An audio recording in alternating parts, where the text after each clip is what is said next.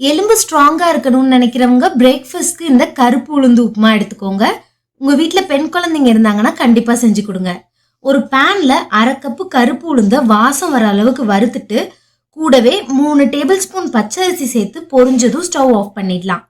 ஆறுனதும் mixie ஜார்ல சேர்த்து கொஞ்சம் கொரப்பா அரைச்சு எடுத்துக்கலாம். இது கூட 1/2 டீஸ்பூன் உப்பு சேர்த்து கலந்துட்டு கொஞ்சம் கொஞ்சமா தண்ணி தெளிச்சு கலந்துக்கலாம். இந்த மாதிரி பிடிச்சா பிடிக்க வரணும், உடைச்சு விட்டா உதிர்ந்துடணும். இந்த பதத்துல இருக்கணும்.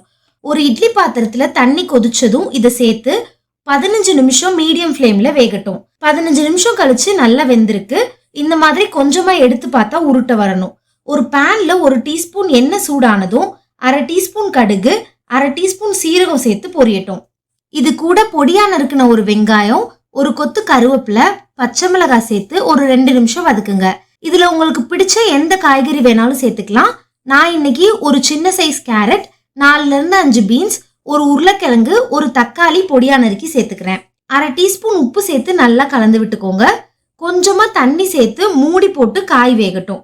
காய் நல்லா வெந்து வந்ததும் நம்ம ரெடி பண்ணி வச்சிருக்க புட்டை இது கூட சேர்த்து கலந்துட்டு லோ ஃப்ளேம்ல இன்னும் ஒரு 5 நிமிஷம் குக் பண்ணுங்க.